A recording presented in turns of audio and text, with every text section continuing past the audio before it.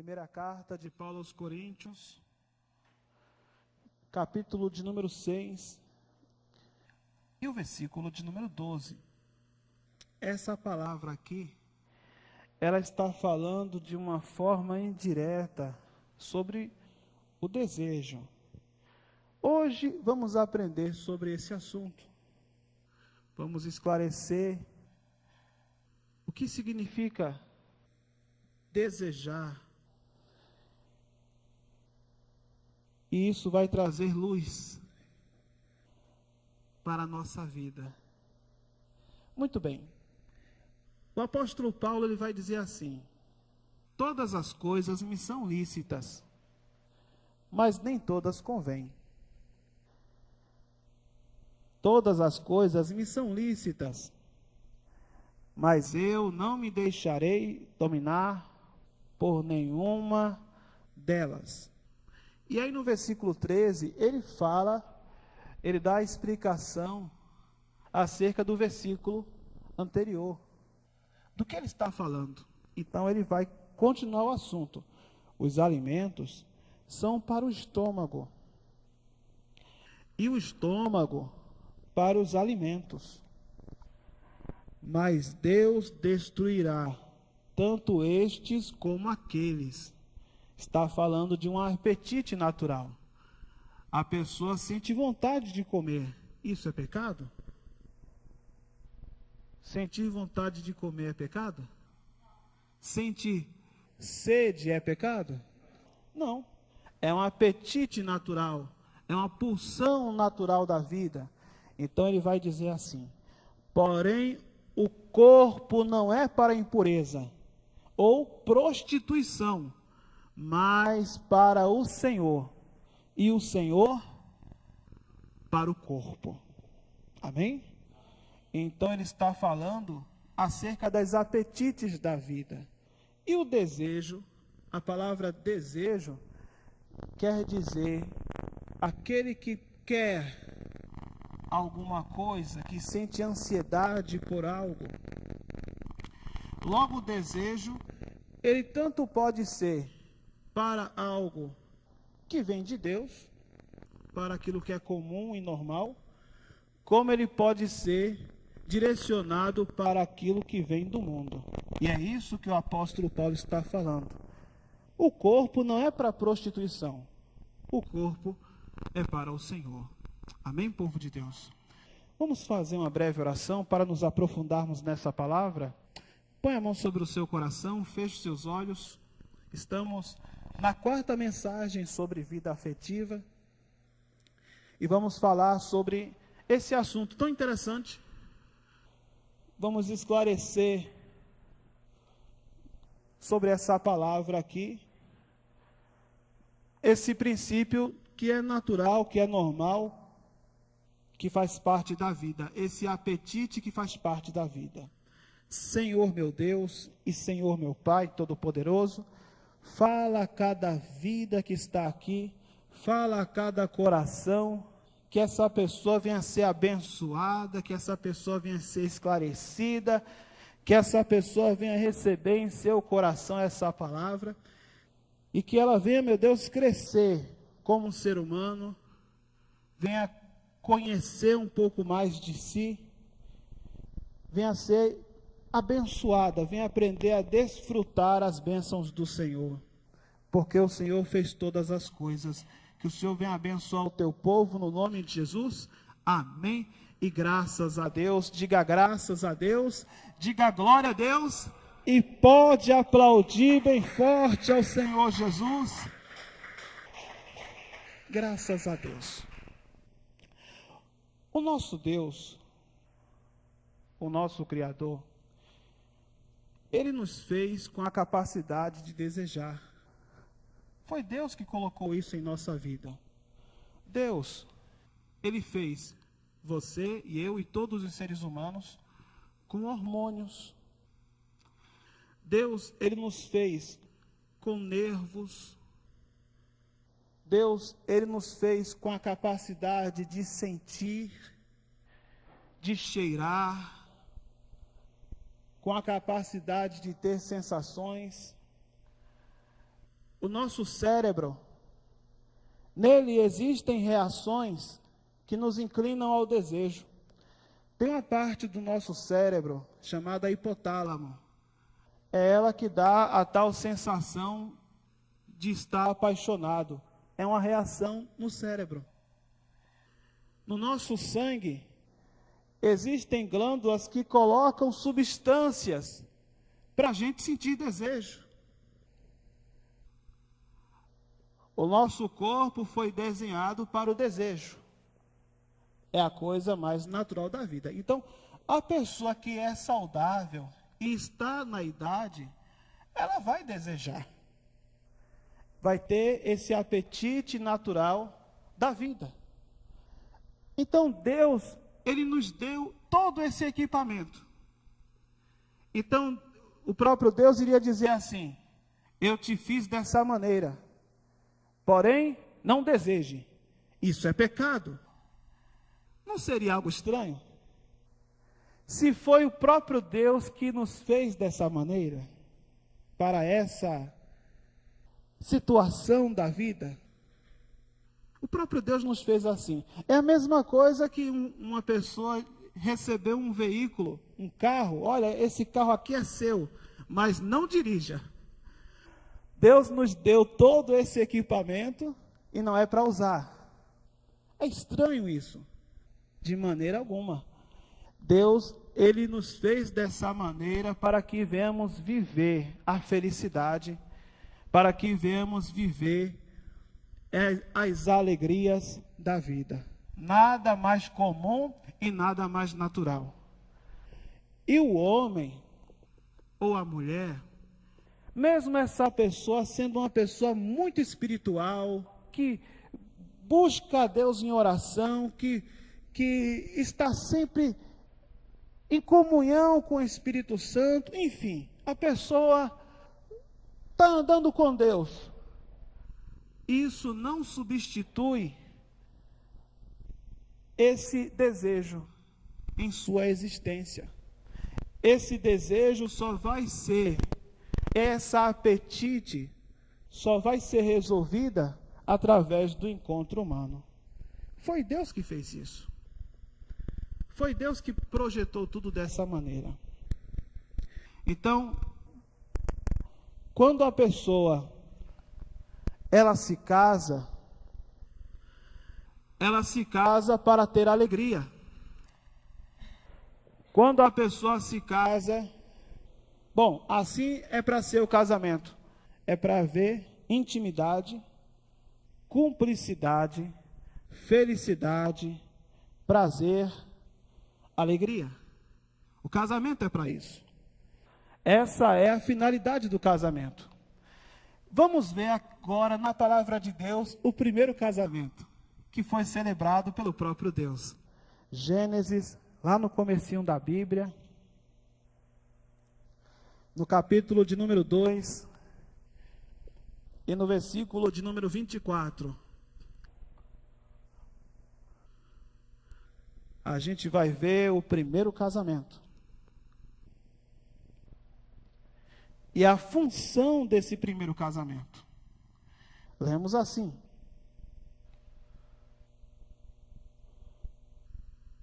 Gênesis, capítulo 2, versículo 24. Por isso, deixa o homem, pai e mãe, e se une à sua mulher. Deu tempo de encontrar? Gênesis capítulo 2, versículo 24. O homem deixa o seu pai e a sua mãe. O que falta na casa do pai e da mãe? Na casa do pai e da mãe tem comida? Tem uma cama? Tem roupa?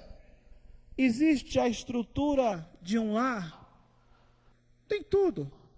O que é acrescentado? O que é que falta? O homem casa para quê? A mulher casa para quê? Para ser feliz em seus desejos. Para ter intimidade. Para viver a vida plena de um casal. Então nós lemos no versículo seguinte, versículo 25. Ora, um e outro, o homem e sua mulher, estavam nus e não se envergonhavam.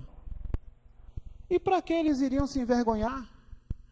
Tendo em vista que a intimidade foi algo feito por Deus. Deus é quem fez isso para o homem ser feliz e para a mulher ser feliz dentro do casamento. É, na verdade, uma grande bênção de Deus. Aonde existe, por outro lado, moralismo, aonde existe proibições e tentativas de conter esse desejo, é nesse ambiente aonde o diabo, ele realmente tem grande liberdade para afligir as almas das pessoas. Aonde existe esse desejo de controlar esse desejo, porque o nosso Deus, ele tem nisso algo natural, algo santo, para trazer felicidade para o casal. Casamento é para trazer felicidade.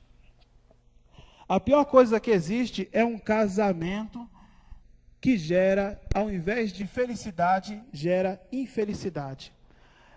Casamento não é uma união para perpetuar o sofrimento. É justamente o contrário.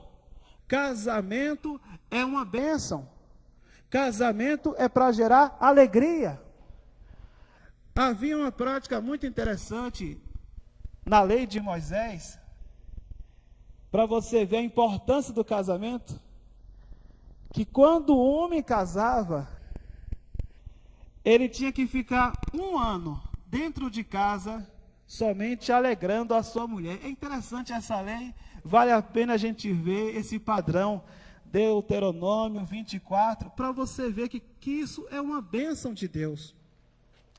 Deuteronômio 24, e versículo de número 5, veja como Deus enxerga esse apetite, que é sexual, como Deus vê a questão do desejo e da intimidade, como uma bênção. Deuteronômio 24, versículo 5. Lemos assim. Olha que palavra interessante. E aí você vê como Deus enxerga o casamento. O homem recém-casado não sairá à guerra. O homem casou, não sairá à guerra. Nem se lhe imporá qualquer encargo. Por 1 ano ficará livre em casa e promoverá felicidade à mulher que tomou. Leu aí esse versículo? O homem recém-casado não sairá à guerra. O homem que se casava não saía à guerra. Nem se lhe imporá qualquer encargo. Por 1 ano ficará livre em casa e promoverá felicidade à mulher que tomou. Casamento é felicidade. Fala aqui a palavra alegria. Qual é a alegria do casal? Qual é a brincadeira de adulto? É a intimidade. O que é que um adulto faz para ser feliz? É a intimidade do casal. Há motivo para se envergonhar ou sentir culpa de algo que foi Deus que fez? Se Deus me fez dessa maneira, se Deus fez as pessoas assim, dessa maneira, dentro desse contexto de casamento, o casal tem mais é que ser feliz. O casal tem que ser feliz. Então Deus, Ele tem um casamento como bênção. Existe uma palavra lá na carta de Paulo a Timóteo, na primeira carta de Paulo a Timóteo, que fala que proibir o casamento é algo vindo de espíritos malignos. Primeira carta de Paulo a Timóteo,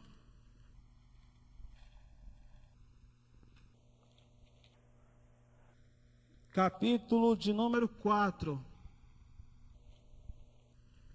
O texto nós conhecemos muito bem, e no versículo de número 1, aonde fala no começo, a gente já falou muito sobre esse texto, diz: ora, o Espírito Santo, aqui é o Espírito Santo, afirma expressamente que nos últimos tempos, alguns apostatarão da fé, por obedecerem a espíritos enganadores e a ensinos de demônios. Ensinos de demônios, espíritos enganadores. E aí fala os ensinos enganadores, e aqui no versículo 3 fala que proíbem o casamento e a abstinência de alimentos que Deus criou para serem recebidos com ações de graças pelos fiéis, porquanto os conhecem plenamente a verdade. Pois tudo que Deus criou é bom e recebido com ações de graça, e nada é recusável. E o que é que os demônios proíbem? Casamento. Proíbem o casamento. Isso é satânico, isso é cruel. Por quê? Porque o ser humano foi feito para o desejo, como um apetite normal da vida. A pessoa tem desejos, é porque está viva. Então, há um ensino, você não pode casar. A Bíblia fala aqui que é um ensino demoníaco, porque aquela pessoa ainda está viva. Na sua estrutura, é um ser humano comum. Tem sangue, tem todo aquilo que a gente já falou, hormônios. Sente vontades, sente desejo de ter alguém. Então não há nada mais cruel do que por causa de um ensino religioso, a pessoa se abster disso. É algo que a Bíblia fala, algo demoníaco, algo cruel, algo perverso. Espíritos enganadores. Então o casamento é uma grande bênção, e se abster do casamento é algo cruel e terrível. E o casamento é uma grande bênção. O apóstolo Paulo, para a gente concluir, vai tirar muitas dúvidas acerca desse assunto. Lá na sua carta aos Coríntios, para a gente concluir, primeira carta de Paulo aos Coríntios, capítulo de número 7, e o versículo de número 1. E vamos fazer uma boa leitura aqui nesse capítulo, e vamos ter essa visão plena acerca desse assunto. Então, sentir desejo não é pecado, pelo contrário, é humano. Porém, esse desejo deve ser direcionado àquilo que é vindo da parte de Deus. E o que vem de Deus é o casamento. Tudo que foge disso, a pessoa, pelo desejo, vai procurando o proibido. É semelhante ao que a Eva enfrentou. A Eva só comeu do fruto do conhecimento do bem e do mal, porque dentro dela já havia a capacidade de desejar. O desejo veio antes da queda. Ela tinha a capacidade de contemplar o belo e de querer aquilo que era belo. O diabo, então, como se colocasse uma placa enorme naquilo que é proibido, com várias luzes dizendo: coma disso aqui, desse fruto aqui, esse é que é bom. O que é o proibido, o que é o errado. E é a mesma coisa que o diabo faz hoje. O diabo faz uma grande divulgação daquilo que é proibido e é pecado. E ele vai mexendo com o desejo das pessoas para buscar somente aquilo que é proibido. Ele coloca uma grande placa com muitas luzes e diz: olha, aqui que tem um lugar, aqui é que é o lugar que tem o que é gostoso, aqui é que é bom. Aí a pessoa tem um desejo, e o desejo vai levar ela a buscar aquilo que existe no mundo. Quando na verdade Deus já preparou tudo para os seus filhos. Então o apóstolo Paulo vai falar acerca desse assunto agora, falando somente de casamento, no versículo de número 1, 1 Coríntios capítulo 7, versículo 1, aonde ele fala assim: quanto ao que me escrevestes, é bom que o homem não toque em mulher, mas por causa da impureza ou prostituição, cada um tem a sua própria esposa, e cada uma o seu próprio marido, tanto o homem quanto a mulher, porque ambos têm desejo. Cada um tem a sua esposa, cada uma o seu marido. E por quê? Versículo 3. Por causa da impureza, por causa da prostituição, para ninguém se prostituir, para ninguém viver em impureza. Então cada um tem a sua esposa, a mulher o seu marido, se assim desejar. Versículo 3. O marido conceda à esposa o que lhe é devido, e também semelhante à esposa ao seu marido. A mulher não tem poder sobre o próprio corpo, e sim o marido. E também, semelhantemente, o marido não tem poder sobre o seu próprio corpo, e sim a mulher. Não vos priveis um do outro, salvo talvez por mútuo consentimento, por algum tempo para vos dedicardes à oração, e novamente vos ajuntardes, para que Satanás não vos tente por causa da incontinência. E aqui ele vai falar, não é? O marido conceda o que é devido à esposa, a esposa ao marido. Não se prive um do outro, a não ser por consentimento mútuo. Sempre um procure satisfazer o desejo do outro, porque isso é o natural, é o normal, a pessoa casa para isso. Eu já vi casamentos acabarem porque um se privou do outro. Uma pessoa que eu conheci que nunca estava disponível para o marido, por causa até mesmo da igreja. O pastor inventava um jejum nessa igreja muito moralista, e aí a mulher chegava em casa, o marido a procurava, e ela dizia: estou em jejum, estou em consagração, estou no propósito. Rapidamente ele arrumou uma outra mulher. Rapidamente. E hoje vive nessa situação onde nem ele é feliz, porque ele trai a mãe dos seus filhos, nem a esposa é feliz, porque vê o seu marido nos braços da outra, e nem a outra é feliz, porque tem aquele homem só aquele momento. Mas isso aconteceu por falta de vigilância. Aconteceu porque não houve entendimento das naturezas da vida. Desejo não é sinônimo de carnalidade. Desejo é o normal da vida. Crente tem desejo, católico tem desejo, ateu tem desejo, quem é do mundo tem desejo, quem é da igreja tem desejo, porque o desejo faz parte da vida. Não é porque você vem para a igreja que você deixou de desejar, não, o desejo faz parte da vida. Faz parte da normalidade, daquilo que é normal. É um apetite normal. Aí, continuando a leitura, Paulo vai dizer assim, versículo de número 6. E isso vos digo como concessão e não por mandamento. Aí daqui para frente é o que ele vai falar por concessão, não por mandamento. Aí ele vai dizer assim: quero que todos os homens sejam tais como também eu sou. No entanto, cada um tem de Deus o seu próprio dom.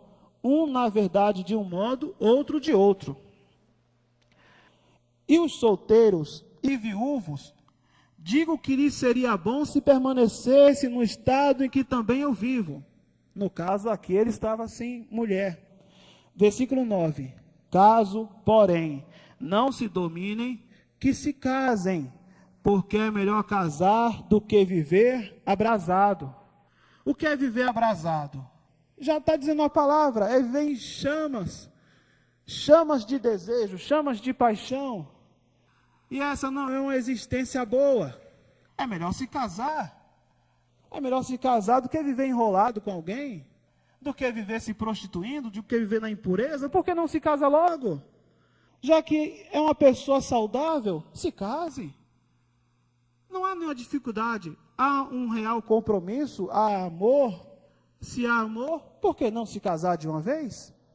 Se casa. Então, nós lemos assim, continuando a leitura. Ora, aos casados, ordeno não eu, mas o Senhor, que a mulher não se separe do marido. Se, porém, ela vier a separar-se, que não se case, ou que se reconcilie com seu marido, e que o marido não se aparte de sua mulher. Aos mais digo eu, não o Senhor. É engraçado essa palavra. Uma hora ele fala, é o Senhor, outra hora ele diz, sou eu que estou falando.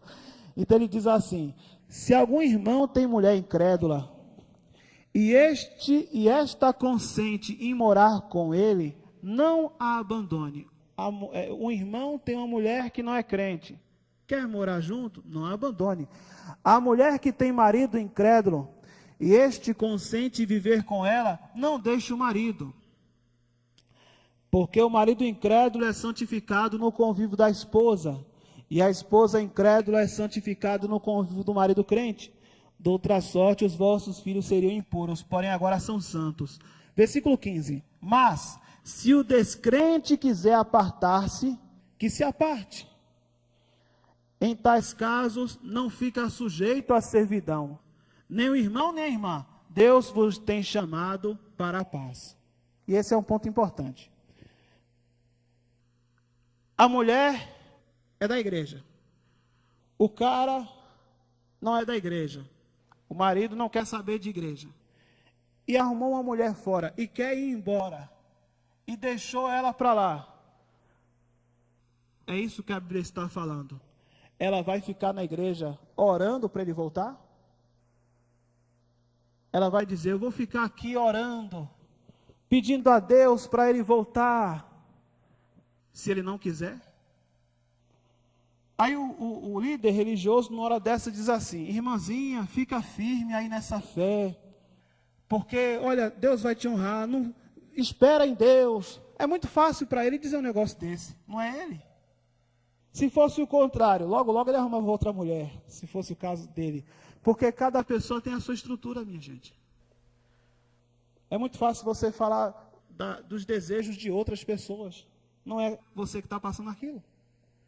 Então, é nesse caso aqui, a mulher, eu vejo casos assim, o cara já está com outra mulher, ele foi embora, não quer mais saber dela, já foi embora, já era, já está com outra mulher, e ela fica na igreja esperando o cara voltar, nesse sofrimento, esperando ele voltar, se casa com outra pessoa de Deus logo de uma vez, e busca ser feliz no nome de Jesus.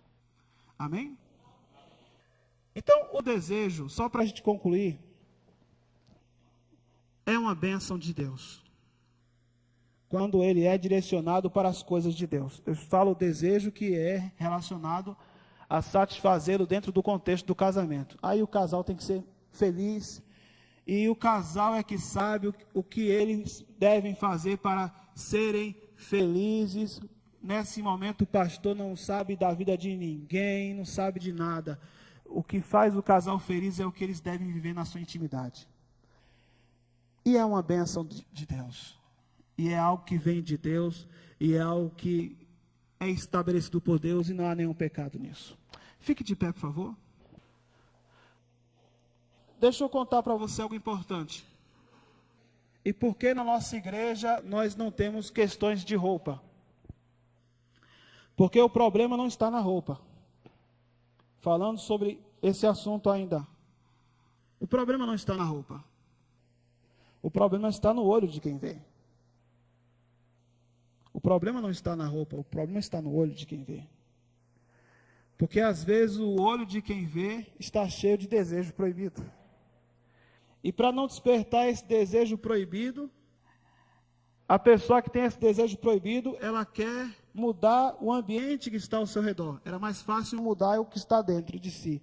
Mas a pessoa prefere controlar o que está do lado de fora. Então diz, mulheres, não usem tal roupa, não ande de tal maneira, porque quem determina isso está com seu coração cheio de desejo proibido.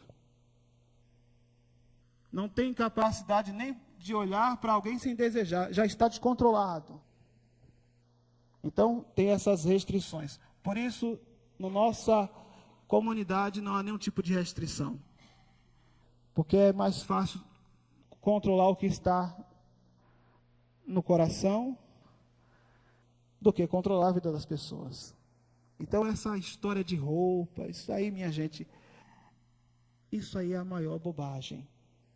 Ah, mas essa roupa, essa pessoa tem que andar em santidade, porque a roupa, isso é bobagem, porque o problema não é a roupa, o problema é o olho. É o olho de quem vê. É uma grande hipocrisia. A pessoa anda na rua, é todo mundo que vai andar com aquela roupa comprida na rua? Na sociedade tem mulheres e homens que se vestem da maneira como quer. Então eu vou controlar o mundo inteiro, ou controlo a igreja. Então quando saio na rua, eu sou tentado ainda mais, porque sempre vou encontrar com alguém vestido de uma determinada maneira. Então esse apetite é algo que está dentro do coração do moralista. E é quando a pessoa quer sufocar esse desejo, quando ela quer transformar essa pulsão natural da vida como algo pecaminoso, é aí que o desejo aumenta ainda mais, porque o proibido vai potencializar, vai crescer ainda mais. Aí é que a pessoa vai entrar no pecado mesmo. E aí você tem as pessoas que dizem assim, diante dos demais, né? É aquele moralista, mas na internet, conversas picantes, em rede social. Não, roupa só dos pés para baixo. Mas na rede social ou na internet, a pessoa está devorando tudo com os olhos. Não é isso? Não é uma grande hipocrisia? E isso não é uma grande falsidade? Aonde existe moralidade, esse moralismo, essas regras, é aonde as pessoas têm mais desejos secretos, aonde as pulsões são mais violentas e os pecados são cada vez, vão se manifestar nesse ambiente, porque essa coisa é vista de forma, é colocada no pedestal, quando na verdade é algo natural da vida. O homem adulto, a mulher adulta tem desejos. O que ele deve fazer? Se casar. Pronto, acabou, fim da história. Não tem desejo? Não casa. É feliz do jeito que é? Casa pelos motivos certos. Ninguém pode casar, eu vou casar porque eu quero sair da casa dos meus pais. Ou então eu vou casar porque eu não quero ficar sozinho. Eu vou casar porque alguém vai pagar minhas contas. Casou pelos motivos errados. A pessoa casa para ser feliz. A pessoa casa para dar felicidade e para ser feliz. Põe a mão sobre o seu coração. Isso é normal, amém?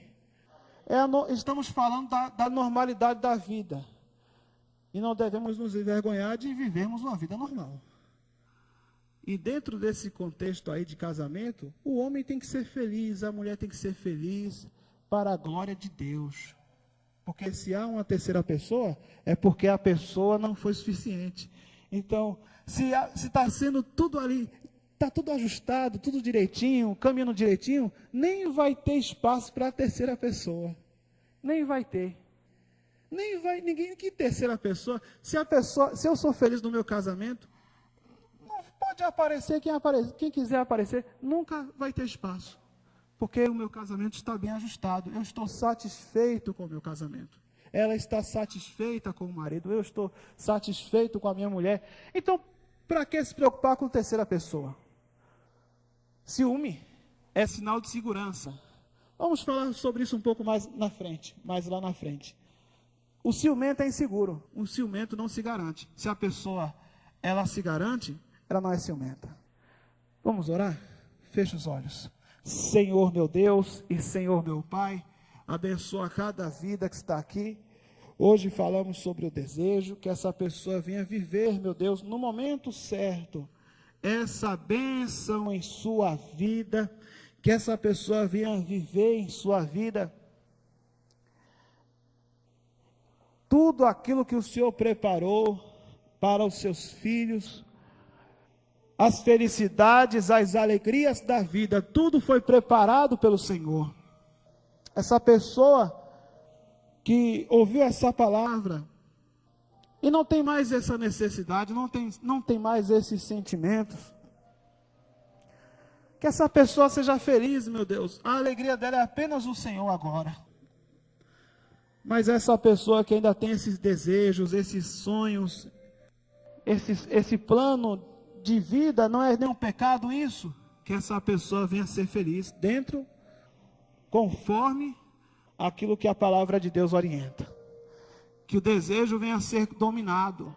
Que essa pessoa não venha sair para satisfazer os seus desejos, procurar as coisas do mundo, de maneira irresponsável, não pensando nas consequências, não pensando no mal. Não, meu Deus, que essa pessoa venha ter domínio próprio. Como Paulo fala, tudo me é lícito, mas nem tudo me convém. E eu não vou me deixar dominar por nenhuma dessas coisas. Eu vou dominar a minha vida. Feliz é aquele que consegue dominar a si mesmo, em suas paixões, naquilo que sente em seu coração. Que essa pessoa venha ter essa bênção, venha ter essa maturidade, venha ter discernimento do que é desejo e do que é pecado. E que essa pessoa venha viver uma vida normal, natural. Aquilo que é comum, aquilo que é bênção. E que não passe disso. No nome de Jesus, amém e graças a Deus. Diga graças a Deus, diga glória a Deus. Pode aplaudir bem forte ao Senhor Jesus.